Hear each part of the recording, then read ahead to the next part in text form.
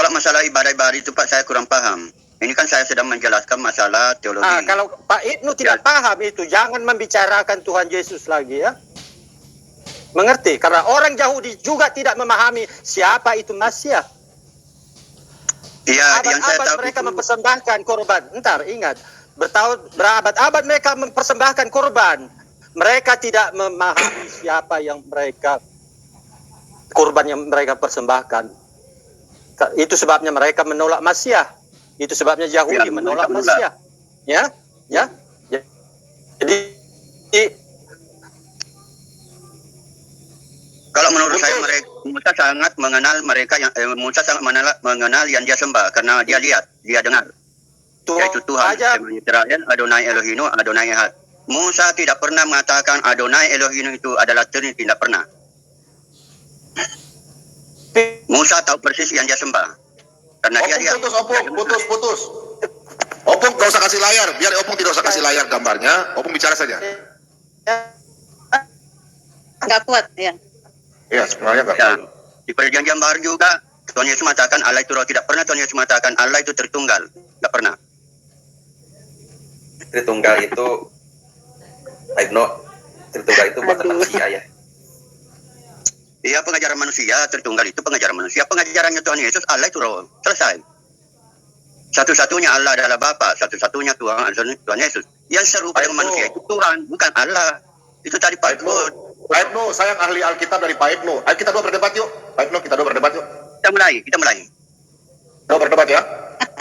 Oke, kita dua berdebat ya. Ya, kita mulai. Ya, kita mulai.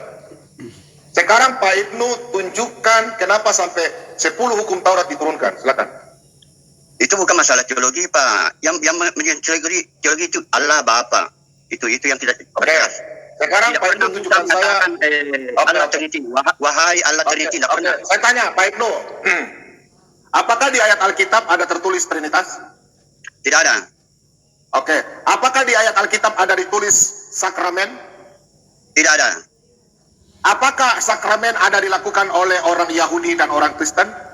Sakramen itu kaitannya dengan ibadah, bukan teologi. Aduh, parah di Pak Ibnu nih. Sekarang, apakah orang Yahudi, Jangan berbicara sakramen. Ya. Teologi saja. Sekarang saya tanya. Ini saja dua Tuhan atau Allah. Yang dikatakan Trinitas itu tidak ditulis. Oke, silakan Pak Ibnu jelaskan sama saya ini. Tidak pernah Musa perjanjian lama mengatakan wahai Allah Trinity, tidak pernah. Sabar, Pak Ibnu jelaskan saya ayat ini. Kenapa sampai ayat ini turun? Perhatikan, kenapa ayat ini keluar? Silakan Pak Ibnu. Apa maksud ayat ini? Tuhan memberkati engkau dan melindungi engkau. Tuhan menyinari engkau dan wajahnya dan memberikan engkau kasih karunia. Tuhan menghadapkan wajahnya kepadamu. Kenapa sampai 3 kali ini teologinya? Kenapa? Ia tidak menunjukkan bahwa Tuhan itu Trinity. Oke. Bukan. Oke, tidak Trinity. Oke, sudah. Kita bicara teologi. Satu, Pak Ibnu sudah tidak jawab. Silakan saya mau tanya yang ini. Bentar ya. Saya mau tanya Pak Ibnu.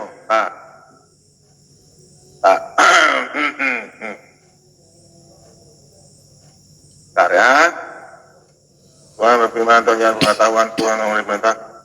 Tunggu. Oh, bicara satu. Saya mau tanya Pak Ibnu. Santai aja Pak Ibnu ya. Oke. Berfirmanlah Allah, baiklah kita. Kenapa pakai kata kita? Silakan Pak Ibnu. Berfirmanlah Allah, baiklah kita menjadikan manusia yang serupa dengan manusia itu Tuhan, bukan Allah. Bedakan Allah dengan Tuhan. Bukan.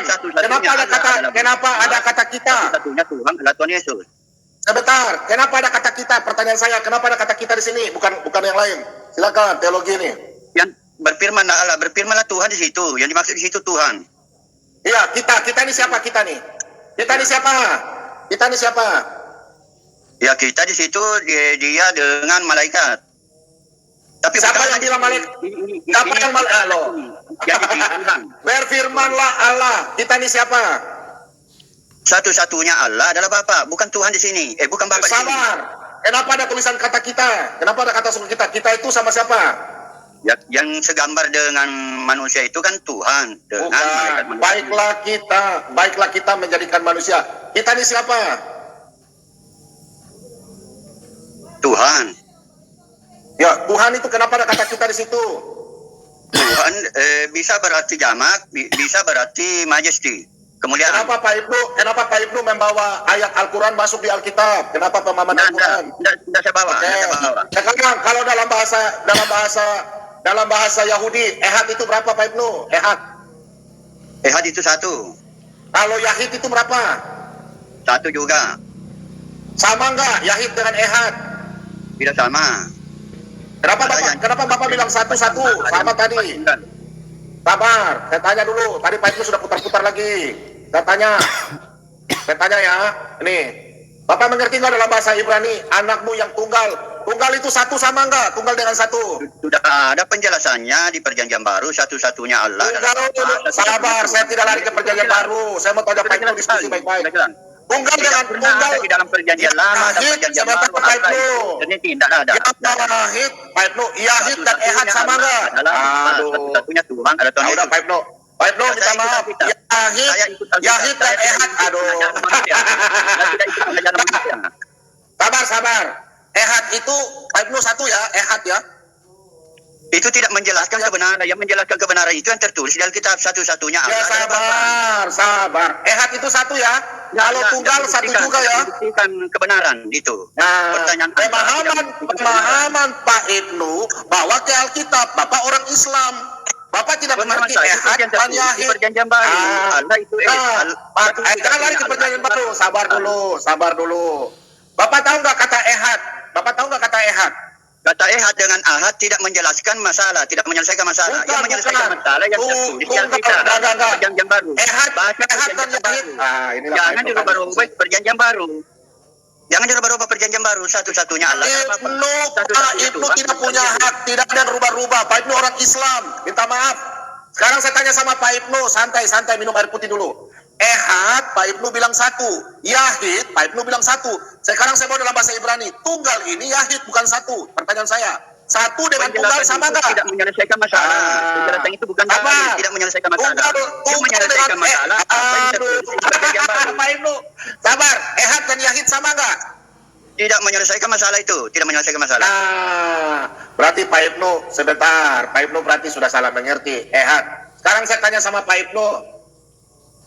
Di dalam orang Yahudi, Pak Ibnu jelaskan sama saya secara teologi ya. Kenapa orang Yahudi tidak memanggil Allah Eloah? Kenapa panggil Elohim? Silakan, jelaskan sama saya. Yang tertulis di Perjanjian Baru, satu-satunya Allah adalah Bapa, satu-satunya Tuhan. Saya tidak bicara. Pak Ibnu jangan lari. Kita bicara Perjanjian Lama. Sabar. Jangan lari. Saya bicara tentang orang Yahudi. Pertanyaan saya, kenapa di Alkitab? Aduh, Pak Ibnu kita diskusi ini. Sebentar. Kenapa?